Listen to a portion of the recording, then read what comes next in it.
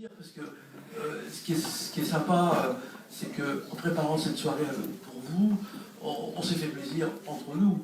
Et d'ailleurs, on ne peut faire aimer que ceux que l'on aime. Et on a eu tellement de plaisir à être ensemble, hein, c'est vrai, que du coup, je suis très heureux d'avoir un doctorant qui est sérieux et qui ne se prend pas au sérieux. Donc on ne va pas s'en priver quand même. Hein, voilà, un érudit qui ne se la joue pas. C'est quand même sympa, non? Alors voilà, je vous présente Salah, hein, qui est chercheur doctorant. Donc il a fait de l'école des hautes études en sciences sociales, n'est-ce pas? Mais il n'est pas que ça. Et entre autres, d'ailleurs, j'évoquais les livres, il est l'auteur d'un livre intitulé La Maouda, comme ça, j'ai répété avant, du 21e siècle, victime du mariage forcé, dans la maison d'édition Les Deux Ancres, que vous trouverez là-bas quand Thérèse pourra vous accueillir. Alors, l'intervention de Salah va comporter deux volets très intéressants. Un peu côté deux yeux au ciel, un peu un côté deux pieds sur terre, si je peux me permettre cette métaphore. D'abord, une approche criminologique, où, en tant que franco-algérien, il va nous parler de la charte pour la paix et la réconciliation nationale comme un outil ultime en Algérie pour favoriser la non-violence, et par la suite, cette réconciliation nationale qui est devenue comme un objectif central de consolidation de la paix après le conflit. Et c'est un témoignage fort de Salah en tant que franco-algérien. Puis par ailleurs, pour financer ses études en criminologie, entre autres, de point de vue professionnel, il dirige une entreprise de sécurité à Rennes et il a essayé de mettre des outils de travail qui participent de la philosophie, de l'art, de la spiritualité, de la non-violence. Donc responsable d'exploitation dans une entreprise de sécurité. Voilà, c'est pas il dirige. Le responsable des dirigeants, il est là. Ah pardon. Voilà. Tu vois, non seulement c'est un âme, tu lui achètes d'entreprise. Grâce à la soirée, tu as toutes les promotions possibles. Je pense que j'aurais descendu ton directeur, mais je vais bien faire le médiateur. C'était une journée de grève aujourd'hui, donc toutes les revendications sont possibles. Il y a du grain à moudre, comme on dirait, en termes syndicaux. Donc les agents de sécurité sont souvent en première ligne dans des actes pulsionnels dans lesquels ils ont à essayer de colmater cette violence. Alors, comment adapter une culture de la non-violence dans la formation et dans le suivi des agents? Ça paraît un défi. Eh bien, le défi, Salah va le relever. Alors, je te passe la parole.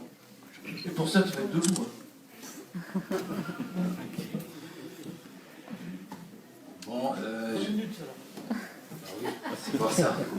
Pour ça, je vais me mettre là, il faut fuir. Donc, merci à toutes et à tous. Je m'appelle Salah, je suis un doctorant chercheur à l'école de haute études sciences sociales à Paris.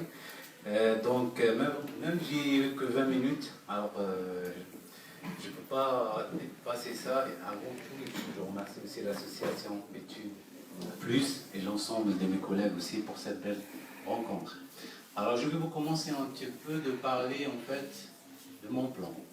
La première chose, alors j'ai partagé mon plan sur deux volets. Le premier volet, je vais vous parler un petit peu de mon regard en tant que scientifique. C'est-à-dire, je suis chercheur, je suis scientifique, je suis doctorant, et je travaille sur la question de la réhabilitation des ex-terroristes en Algérie. C'est une question très compliquée, ce n'est pas le sujet aujourd'hui. Mais je vais vous parler de la non-violence comme cas d'étude de l'Algérie. Vous savez, pour ceux qui connaissent l'Algérie très bien, l'Algérie a passé par une négociation des années 90 jusqu'à 2000. Et donc, on a rencontré toute forme de violence, c'est-à-dire la torture, les enlèvements, le viol, j'en passe. Et donc, jusqu'à l'arrivée d'un homme que souvent on ignore, qui fait l'exception de l'Algérie, c'est un homme de formation militaire. C'est-à-dire, ce n'est pas un grand penseur, ce n'est pas un grand écrivain, mais c'est quelqu'un militaire de formation qui s'appelle Yamin Zaroual.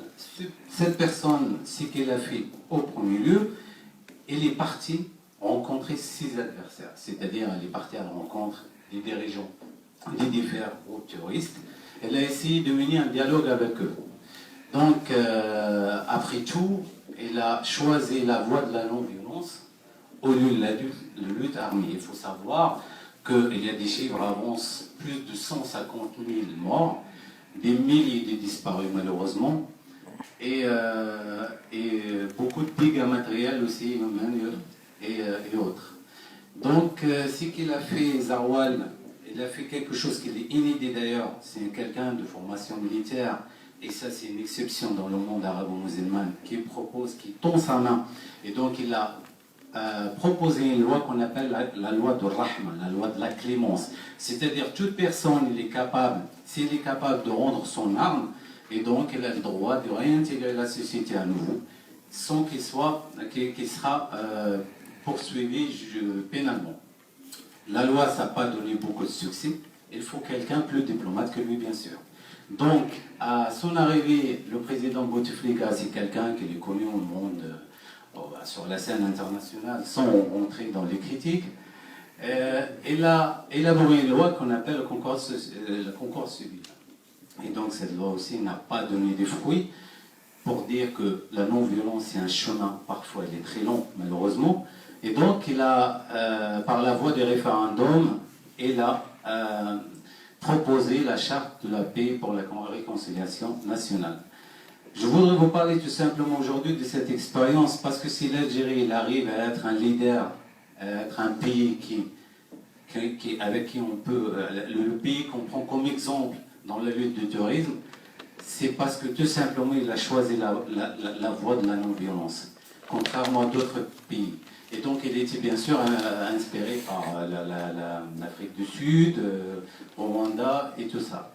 Deuxième partie, et donc avant de passer à la deuxième partie, c'est que je retiens que si la paix, elle a trouvé sa place en Algérie aujourd'hui, c'est grâce à la non-violence. C'est pas, et aussi le sacrifice des penseurs, aussi le sacrifice des personnes, aussi des militaires et tout ça, mais il faut souligner que la non-violence nous a épargné une guerre, et vous le savez aujourd'hui, les circonstances actuelles, c'est plus que dramatique. Donc, la non-violence, elle a trouvé sa place dans l'histoire de l'Algérie. Ça, c'est mon point de vue théorique, parce que je travaille sur cette question actuellement à l'Institut où je suis, et donc je vais vous parler aussi d'un point de vue plutôt professionnel, c'est-à-dire en tant que responsable d'exploitation au sein de l'entreprise, c'est pas pour faire la pub, mais l'entreprise de protection sécurité. Donc le dirigeant, en l'occurrence M. Laurent Choiseul, qui a fait appel à moi, j'étais étonné de la proposition. Il me propose, il me dit tiens, un jour ça là, j'aimais bien t'intégrer dans mon équipe en tant que responsable d'exploitation. Je trouvais ça étonnant, à savoir qu'elle est bien entourée par des gens plus compétents que moi. Mais il y a quelque chose, il a une particularité qu'il n'a pas les autres dirigeants. Un ancien étudiant dans la psychologie, un homme qui est bien instruit, et qui s'intéresse à la question de la criminologie. Tout le monde il a le droit de poser cette question suivante. C'est quoi la criminologie? Quelle est la relation de la criminologie avec le sujet qu'on est en train de parler aujourd'hui? Alors le professeur Villerbu, il définit la criminologie ainsi. Il dit que la criminologie, c'est l'étude du crime, du criminel, de la criminalité dans un temps donné, dans un contexte relationnel donné et dans une sphère donnée. Et donc, la criminologie ne s'intéresse pas, contrairement aux autres disciplines, aux phénomènes sociaux réprimés par la loi. Elle s'intéresse aussi aux alternatives, c'est-à-dire toutes les méthodes qu'on peut utiliser pour lutter contre la violence. Elle s'intéresse à ça. Parmi les méthodes-là, il y a la non-violence. Et donc aujourd'hui, si je parle de la criminologie, parce que l'ouvre un regard neuf de cette question. Pourquoi? Parce que j'arrive à l'appliquer moi-même en tant que responsable dans l'exploitation, dans mon domaine. Alors, quand j'ai écouté la proposition de dirigeant, ça mérite une prime, ça. Quand j'ai écouté, alors il a expliqué qu'il s'intéresse à la criminologie. En fait, pourquoi? Pour une simple raison. Il veut améliorer la qualité de service des prestations des agents. Il faut savoir qu'on a un métier entre le chaud et la chaleur, si j'ose dire. C'est un métier, alors on est les premières équipes qui intervient pour gérer les situations de crise. Vous savez, par exemple, les stades, les établissements de nuit, alors on est les premiers concernés. les forces de l'ordre, souvent ça vient après, et donc il faut les moyens, le profil psychologique pour gérer ce genre de crise. Qui dit crise, c'est-à-dire c'est pas que de bagarre, hein, c'est gérer un conflit, gérer une prise en charge d'une victime ou quelque chose comme ça. Il faut quelques outils primordiaux pour exercer ce métier. Alors, le jury et moi, en fait, après que j'ai écouté, je lui ai proposé la façon suivante. Je lui ai dit, écoutez, il faut qu'on parte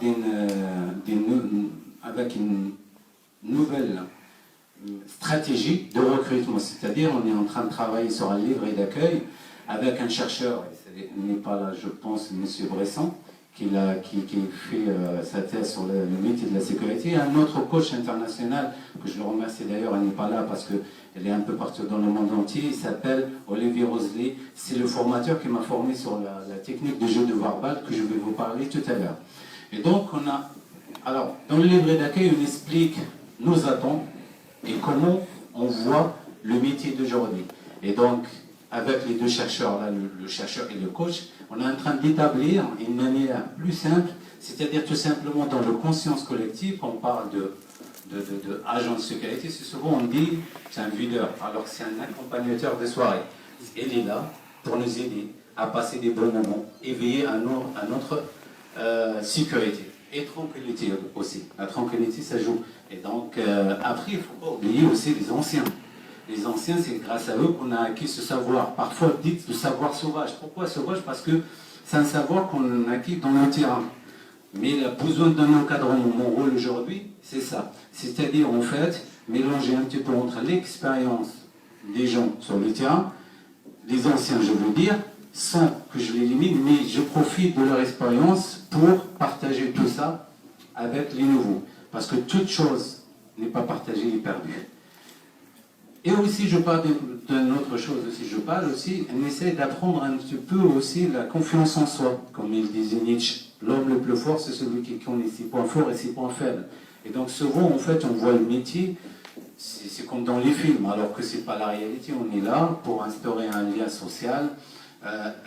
Comme il a dit Gilles tout à l'heure aussi, une communication, parce que la violence commence là où la communication est terminée. Et c'est pour ça, en fait, je vais vous parler d'une nouvelle méthode qu'on appelle le jeu de Warbal.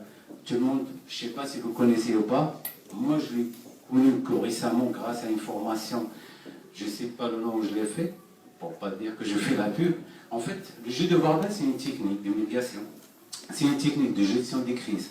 Elle est malheureusement réservée à certaines catégories, c'est-à-dire pour ceux qui travaillent dans les 4, 5, 6 étoiles et plus, ou bien pour les forces de l'ordre qui travaillent dans le corps diplomatique.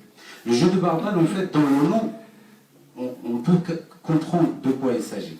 Le judoka, c'est quelqu'un, en fait, qui utilise la force de l'autre pour lutter contre. Et cette formation, elle a été créée par quelqu'un qui s'appelle, je n'ai pas dépassé le temps. D'accord.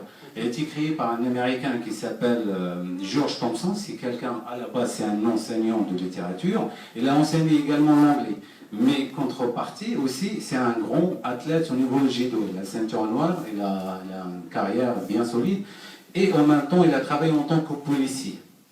Alors cette personne, qu'est-ce qu'il a fait? Tout simplement, il a récupéré tout ce qui est beau, comme il a fait notre ami Christian, il parle de l'arc tout à l'heure, tout ce qui est beau dans tous les domaines qu'il a exercé. Et en fait, il a créé ce jeu de Warbal pour apprendre aux gens à se maîtriser avant, comme il a dit notre collègue Lucas tout à l'heure.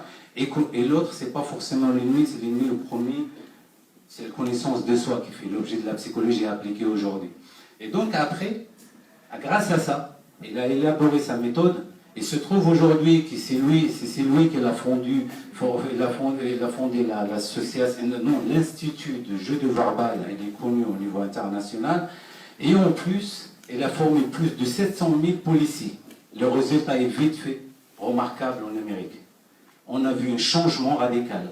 Là où dans le département il habite, toutes les personnes qui étaient formées par lui, le résultat est original. C'est quelque chose d'aujourd'hui avec nos modestes moyens, avec la volonté de mon dirigeant allemand, qu'on essaie de l'intégrer. Tout ça pour dire à la fin, pour finir à la dernière étape, si je peux me permettre de dire, il faut qu'on retienne quelque chose. La non-violence, c'est un acte puissant. Souvent, dans la conscience collective, qu'est-ce qu'on dit? La non-violence, il est lié quelque sorte à la faiblesse, ça, parce qu'on n'a pas notre recours. Non, il est plus puissant que l'acte violent lui-même. C'est-à-dire, s'il n'est pas, regardez, je donnais l'exemple tout à l'heure de Liami Zaroual en tant que président de l'Algérie, si cette personne, il a vu la force, il a vu les moyens, c'est un général de formation, mais il a la force mentale plus qu'autre chose. Il a accepté, il a même décidé qu'il n'y a pas d'autre voie appliquée en Algérie que la non-violence. Et c'est pour ça, moi je reconnais, c'est pour ça qu'il est reconnu au niveau national aujourd'hui en tant qu'un président respectable. La non-violence, c'est une question de temps. Parfois on essaie la non-violence pour un mois. Ça ne marche pas, on revient au galop. C'est-à-dire on va retourner à la violence qui n'a pas réussi depuis des siècles. Alors il faut patienter. La non-violence doit être considérée comme un objectif primordial. Souvent on essaie un peu, le moyen fort. Et après si ça ne marche pas, on revient à la non-violence. Non, elle doit être toujours considérée. Vous avez beaucoup d'exemples. Il a cité Gandhi, on cite comment tu as cité tout à l'heure Dialama, c'est ça. On cite aussi le président Mandela. Voilà. Et donc, il doit être toujours considéré comme un objectif primordial. Pour finir, tout ça, il faut croire à la non-violence. Il faut avoir le courage. Et il faut avoir surtout la patience et surtout l'audace qui est le titre de notre rencontre. Merci pour votre écoute.